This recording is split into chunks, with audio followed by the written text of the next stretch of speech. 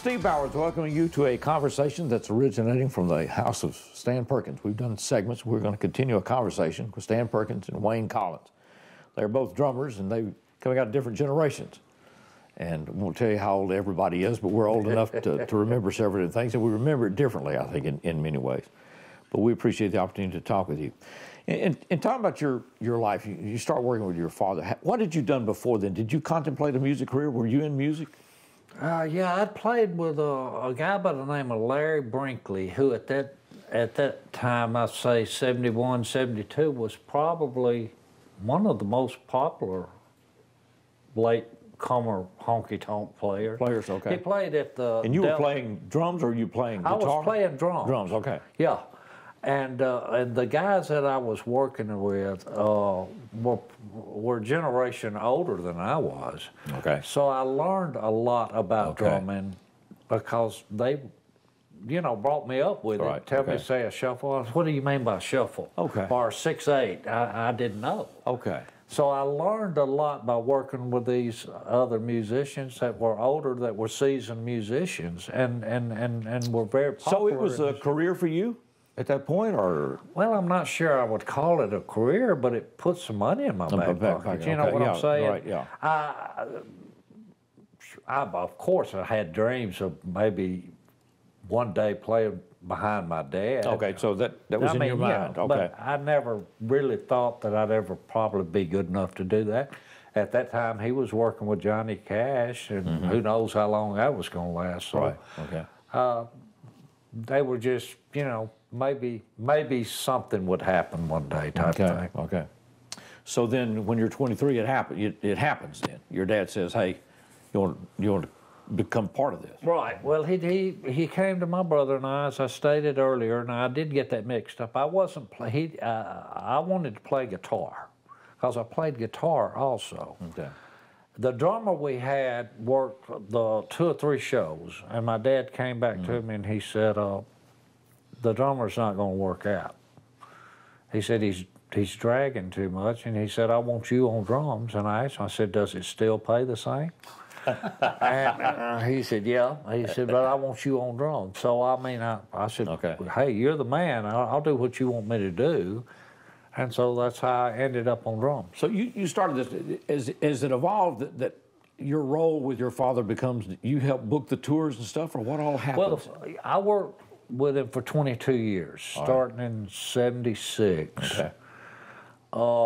Back about 10 years afterwards, I went to him one day, and believe it or not, it's the truth, the first 10 years were tough. We didn't play big coliseums or things of that nature. You had the urban cowboy era. All right. Then you had rockabilly. That wasn't happening. And there were things called disco and all this other stuff. Oh gosh, yeah. So we played a lot of places where there'd be like a #2 wash tub and have colored lights that'd be our spotlight. Those kind of wrestling arenas, anything. Were y'all playing in the United States and Europe, both, or? Well, that was our United States gigs. Okay. Now, when we went to England or Europe, it was a little different. Okay. It was a little bit more uptown. That's interesting. Okay. But because he had never been forgotten over there. Okay. There was a difference in the way Americans deal with music compared to European English. Right. Yeah. Once you ever succeeded over there, you were always there. Okay. In America, you'd start one day and you'd forgotten about the next. I've always found that interesting because there's some kind of appreciation for the roots of this music. We don't seem to care here. Well, we're kind of flighty. Yeah. And they old blues guys or whatever can work all of their life. Country artists can work all of their life. Let's look at it this way. The Bee Gees was probably one of the biggest groups that came out, and disco, when disco faded out, they got booed on stage. Yeah, right. That's the way it was. But and gratefully so. We would make, what money that we would make was mostly coming from England and Europe. Okay, wow. Because we couldn't do it here. Okay. So about 10 years into it, I went to him one day. I said, I want you to let me take care of business. And he kind of snickered at me, and he said, what makes you think you know what to do? I said, I know what not to do. I said, with these people you've had around you. Okay. He said, I'm going to let you have it. And I said, okay. So for 11 years, okay. I did the managing. I did all the tours. My job was over with when I set my briefcase beside my drum stool and I got to play. Okay. I got to enjoy myself. That was the fun part. Okay. So it was a pretty everyday business for me concerning Carl Perkins, because I was setting up tours and different things of that nature. Austin City Limits was because there was an album done from that I remember, yeah. and then the special that with Eric Clapton and George Harrison. That was. How did that happen? The special you're talking about. Basically, my dad. There was an English guy, and my dad and him kind of got to talking. He was into video making things, you know, and. My dad did a video driving, and this is what he did. It was a pretty cool thing to do. They filmed him coming down a road in a 1957 Thunderbird, and he got out of the car, and then he would look in the camera and he said, "Hey, George, this is your buddy Carl," talking about George Harrison. Right. Okay. Said, "I'm going to do a show in England. We're just going to get together and play and have a good time, and it won't be the same if you don't come." So that's how it got to going. Okay. At that particular time, Harrison was pretty much, he'd been retired. He hadn't been doing it. This was when? This was in 85. 85, okay. Right. So this starts that kind of second phase of this thing. Right, okay. and so that's pretty much how it came together. George got in touch with Ringo, said, "Look, let's do this thing together with Carl." Okay, wow. And then Eric Clapton jumped on, and that's pretty much how the thing went. And it was really the first of its kind. Roy Orbison came out later with one, Black right, and White. Black and White, right. But the thing that did the Rockabilly session was really the first one. And it re-energized his career. Mm-hmm. That, but also he did the Class of '55 album with Johnny Cash, Jerry Lee, Roy, and my dad. Chips Moman. And my dad was the only one that had a charting record out of the four. Oh, yeah, okay.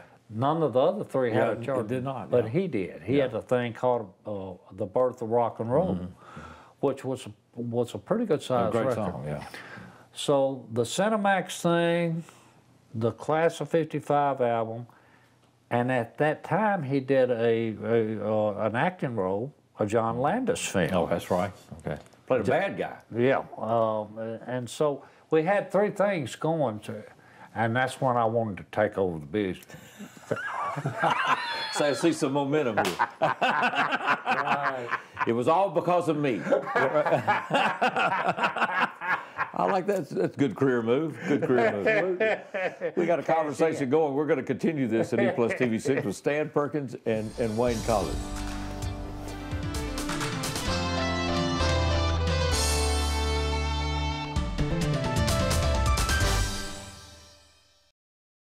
So, I'm kind of new here, but I've noticed a trend. My human does this funny thing where she goes around and gets all my toys, and then she hides them in that basket by the door. You know, but it's always the same basket, and it's always in the same place. And then she acts so surprised when I find them, but, you know, she's putting them in the same basket. Again. It's like, hello, that's where you put it last time. You were the worst at hide and go seek. Or that the projections would be tornado next Thursday? I can't do Thursday, but I can do Friday. Disasters don't plan ahead. You can. Talk to your loved ones about how you're going to be ready in an emergency.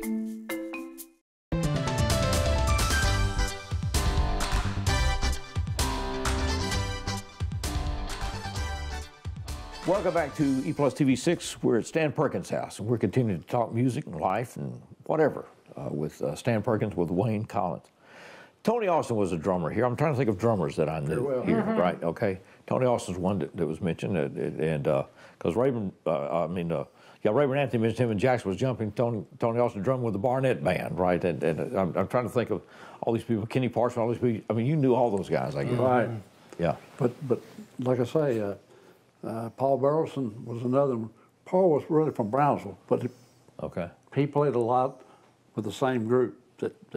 Paul Burleson was with the Rock and Roll Trio. Yes, he was from Brownsville. Is that right? Yeah, he's from Brownsville. I didn't know that. Oh yeah. And I met him much later in his life. He played a lot around here and later on. Rockabilly Fest and stuff every year. He would come in, and we would all get together and we would all play. And Stan in his group, which was a very good group at that time, playing with that venue.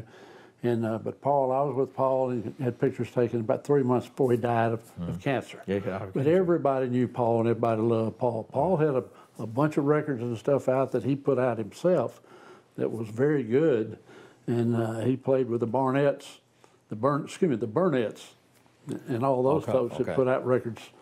And so it was Burnett Band. Burnett Band. I thought it was Burnett Band. Okay. Dorsey and Johnny. Okay. Right. Yeah. And the guitar. Rock and Roll Trio. That's right. Yeah, man. Yeah. And but I talked to him one time, and he said they went and got on Ted Mack. He said, Memphis was full of folks. So they went north and got on the Ted Mack Amateur Hour or something, and got their big break. He said, man, Sam had all. And then later on, the two brothers went to California. That's right. And sat on Ricky Nelson's front doorstep till he come out and started playing him around. And he recorded a bunch of their stuff. I think they did the song "It's Late."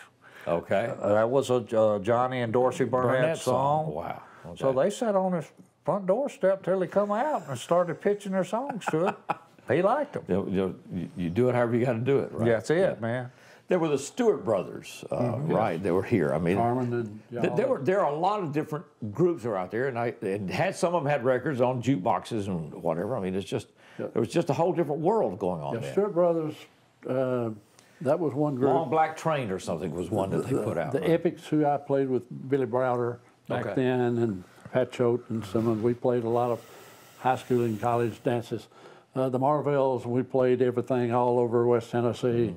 That was primarily the groups was from Lameth College. Everybody that played in the band was going to Lameth. So they had different drummers. They had Dick Shaw with me, Danny Thompson, different people that did, John Pipkins and whatever. But there's a lot of people played with them. But there was a lot of other local bands around here that played in all these honky tonks that we're talking about. And so it was really, it was a good time, but you didn't make much money. I mean, when you played on Highway 18 in Country Junction, that was Jimmy Martin.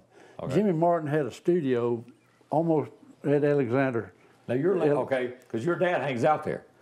But in Jimmy's studio, he in his house, he had a room in his house that he called his studio, but he had egg cartons all over the ceiling, all over the walls, all over everywhere. That was his sound dampening material. Egg cartons. But you were there, and that was a big place that you could play at. Then you got at Meaden, you had the Delta Club. Then a little bit further, you had Pine Ridge. Well, Pine Ridge is the only thing left. Left out of that. It's still there. And you were laughing about Martin because your father would hang out there. Hung out there a lot. Back in... you said Roger Miller went out there with him. Took Roger Miller. Roger Miller came from Nashville. And when he and my dad would get together, they liked to nip at the bottle together. And pretend they were writing songs. Maybe they thought they were. You know, maybe they thought they were, I mean, you know, I'm sure they probably was. Now, there's a question how good they were. But I think a lot of these guys came. My mother was a great Southern cook. And a lot of these guys would come down because they was hungry. And then they wouldn't leave. Stay a while. Until she tell them that they had to go. You said Roy Orbison stayed a week one time with his family. One time, yeah. Sure did. He actually did stay a week until my mom pulled my dad over to the side and said, they all got to go. I've got 4 kids to feed and said, I'm tired of feeding them. And, but a lot of that it's was survival. And was, fellowship, I guess. It was. All of these guys dearly loved my dad. Absolutely. They dearly loved him. Yeah. And you know, they were just part of I was there. That's it, because you're around. I mean, Roger Miller, all those people are considered creative geniuses in many ways. I mean, what they did. I mean, when they came to Nashville, it changed things. Right. Yeah, and you're around this. Any sense of that, or does that come later when you go, wow? Well, not really. I mean, you know, I can see my mother scolding Roger. Right. Y'all need to get out of the I'll never house. forget Yeah, my mother, and she was known for her homemade spaghetti. Okay. And she would put chopped up bell peppers in that spaghetti. All right. And I can remember Roger sitting there, and they'd kind of jar at each other. And he told her, he said, this would have been good if you'd left them bell peppers out of it. She said, well, you can pick them all out. And he picked every one of them out and put them beside his plate. But, you know, that was just, you know, that was the way that it was. So, no, I didn't look at it as anything big, you know. Okay. These were just guys, my dad's friends, that were coming over at the time, you know. His mother was a redhead, total redhead. Okay. And I guarantee you, for redheads, what redheads can do and talk to folks, she knew how to talk to them. Okay. Any stereotypes? That's Wayne Collins. Well, let me say this much. My mother was probably the biggest positive influence on my dad. He was just playing the honky-tonks around here. She was the one that pushed him, saying, you can do it. Okay. She was the one, when she heard Elvis at Parkview Courts for the first time doing Blue Moon of Kentucky, hollered for my dad to come in there and said, this sounds like you and your brothers. Okay. So my mother was probably more responsible. Okay. Those sessions that they have found from Eastview in 52 and 53, were you aware of those? I wasn't until I was contacted by them, and I was a little bit, you know, skeptical of Right, yeah. These were recordings done on acetate, I think, right, or something. Right, yeah, right. And that have survived, and no one knew that they were there, as far as I know. Maybe the family did or whatever, but they were done in a house. A man that recorded many, many people happened to record, and it's going to rewrite the history of rockabilly and rock and roll, because Carl Perkins is down there in Eastview doing as your mother detected, he was doing this in 52 and 53 before Elvis ever hit Sun Studios in 54. Well, this was done in 51 in Eastview. Okay, wow. This is documented. My dad recorded Good Rockin' Tonight in 1951. And it was not known because there wasn't a radio station in Eastview in those times. No record plant or whatever. And so it was, but now that it's come out, it will rewrite the history of this music. Sure. And it's just, so when your mother heard that, then it was like she was dead on.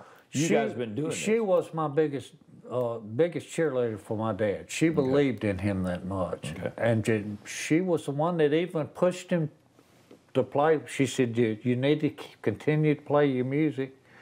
And he continued to play at the honky tonk. Right. And and when they heard Elvis doing Blue Moon in Kentucky, they said, well, maybe I've got a chance going to Memphis myself, and Here we go. There you go. Here we are all these years later. We're in the home of Stan Perkins. Stan Perkins and Wayne Collins with us. We'll continue this conversation at E+ TV6.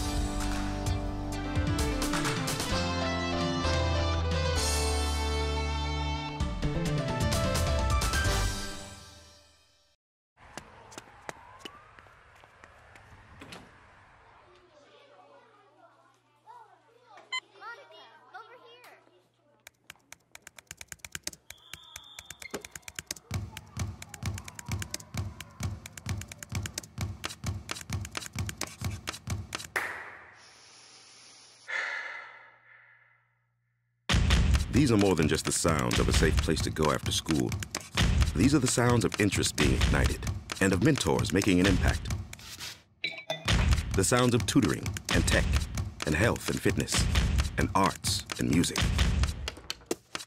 At Boys and Girls Clubs, we don't do just one thing. We do whatever it takes to meet the needs of every kid who comes through those doors. Because whatever it takes is what it takes to build great futures. Great futures start here.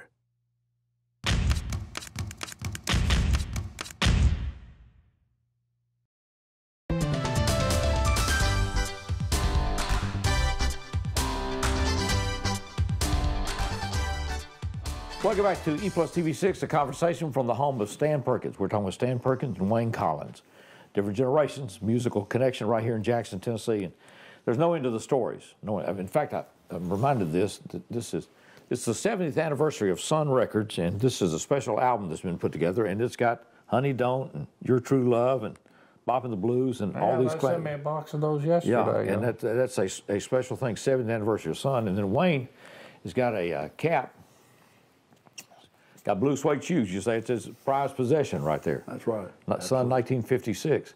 And once again, Sun record label. We're doing this show in 2022, and it's the 70th anniversary of Sun Records. Is there a favorite memory, moment, whatever, in all of this for you? I mean, is there, certain things that jump out of this where... Oh, gosh, that's a hard thing to do. Well, and I being the son of someone famous has got to be a challenge to a certain extent. I guess. I mean, I don't know. Well, growing up, I never looked at him that way. Okay, all right. He was daddy. Daddy, okay. And I guess it's if that I way. messed up, then I got popped. And I dare not talk back to him. Yeah, no. And I guess Mom was the same was way. daddy. Right? Yeah, So he was gone a lot. Right. Because Okay. he was working out on the road. Mm-hmm. But we would be excited when he'd get back home, and it was like party time. Daddy's home. Okay. Right. And so but as far as his friends, they were just people that just dropped around by. the house. Okay. Wow. Okay. Yeah. So you just grow up around it. So you grow up in show business without knowing you're in show business, really. I guess you could call it that. Yeah. All right. Is there a special memory, high point where you say that was you talk about the first time you got on stage, there's 10,000 people there. That's a different kind of feeling. Oh, gosh, there's a lot of them. Yeah. There truly is. But, I will say this much. Not long before my dad got sick and eventually went up and passed away, he called me one Sunday. He said, what are you doing? I said, I ain't doing nothing much. It was after church. It was Sunday afternoon. And he said, I want to come by and pick you up. I said, well, yeah, come on by. And we went off, and this was like in '96, and he had a new Lincoln, and he had a phone in the car. Okay. And he said, call this number here, and I called, and I said, he handed him the phone, and he talked. And we pulled up this house, and this is 1963 Corvette. Okay. And he sits there. Of course, the guy that owned the car, he said, you and him drive that car. And so me and the guy did. He sat under the tree in the guy's front yard, waited for us to get back. We got back, and my dad said, I'll be back in touch with you. So me and him start back home. He said, I want to buy you that car.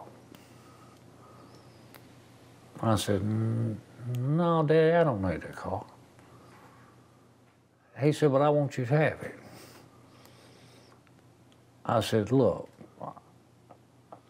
you don't need to buy me no car like that. I don't need it. I know you love me, and I love you. He said, you're not going to let me buy you that car. He was going off of what he felt like I had done for him for the last 10 years. Okay. By managing and doing all that. And so it was one of those things that I said no to. Now, did I do the right thing or not? I've often wondered, maybe I should have taken, not because of the classic car. Right. But because of him wanting to give it to me. Okay, right. Yeah. So, I was just a very blessed, average musician. There was nothing great about me. He could have got a lot better player, but he couldn't have found anybody that loved him anymore. Okay. All right. Everybody did, right? I showed up at the funeral. There's so many other things we get to. Wayne, I want to pick up one story that you told about Royal Orbison because it's a reminder. Elvis had brown hair at one time, right? Elvis had light brown hair. Yeah, okay. And when he dyed his hair black, you say Roy Orbison had brown hair, didn't wear glasses? Roy had light brown hair, had freckles. He didn't wear dark. He dyed his hair black because Elvis did. Okay. He didn't have dark clothes. He didn't have dark glasses, although his eyesight was very poor. Okay. He could take his glasses off, and he had to look to see if it was you, to recognize you. But when he was out playing somewhere, he laid his glasses down, went in the bathroom. When he came back, somebody else had picked his glasses up, left those dark glasses. He put them on, and that was playing, and the band thought he looked cool. So he started wearing the shades, and then later on started wearing dark clothes and dark, but he still had that same black Gibson guitar that he played. But he really was a homely looking thing for a long time, but he changed. I think, Stan, you were telling the story that was Cowboy Jack Clement said he couldn't be a ballad singer.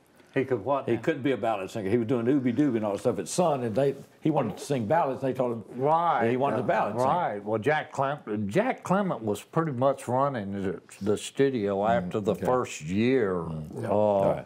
Sam had pretty much taken all the money. And he invested into Holiday Inn. And I still, now, if I ever check into a Holiday Inn, I want to ask him, can you not just give me one night free? Just one night free is all I want. Okay. But no, Jack Clement was running that operation.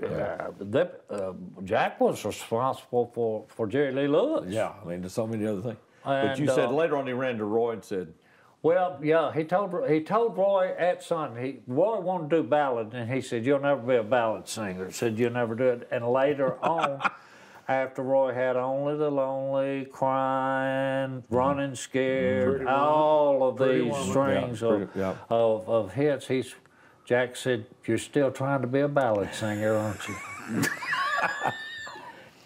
Before we get away, we started our conversation talking about Brother Dave Gardner from Jackson, Tennessee, who I did not know until Stan informed me, and Wayne told the story that he was an outstanding drummer before he ever became a comedy star, and he was a star, huge star. Successful albums. When I was growing up, WHAF radio in Decatur, Alabama was our rock and roll radio station back when they played everything from Motown to, to Beatles to whatever, right? But right in the middle of those things, they would drop these clips in from Brother Dave Gardner's albums. I mean, the comedy features were just a part of radio. Right. You want people to know about him, or you think people in our area, in our era, should investigate him? And ask anybody, the YouTube viewer, to look up Dave Gardner, to hear his comedy. I mean, this man was not only talented, but very intelligent. Very insightful comedian. It became dated comedy because civil rights and other things changed the sensibilities out there. But he was comedic genius. Well, I mean, he was a Jackson Jewel. He was a jewel from Jackson, Tennessee. Yeah. And I would like to see him get the notoriety that he deserves here in this town. I want y'all to know how much I appreciate this. We could talk all day. Absolutely. Literally. We could. I mean, we just scratched the surface. Maybe we can do this again. Time gets by more quickly than I want to realize it does. Thank you, Wayne. Thank you, Stan, for doing this. Thank you very much. Thank you for being with us. And stay with us here at E+ TV6. We continue our conversation all the time right here. This is the place, E+ TV6.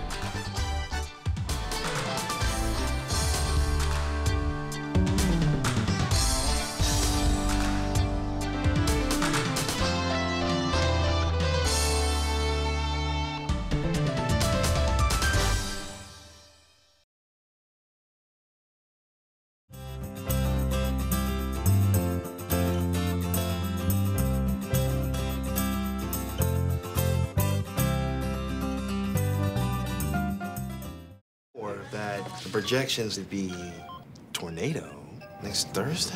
I can't do Thursday, but I can do Friday. Disasters don't plan ahead. You can. Talk to your loved ones about how you're going to be ready in an emergency.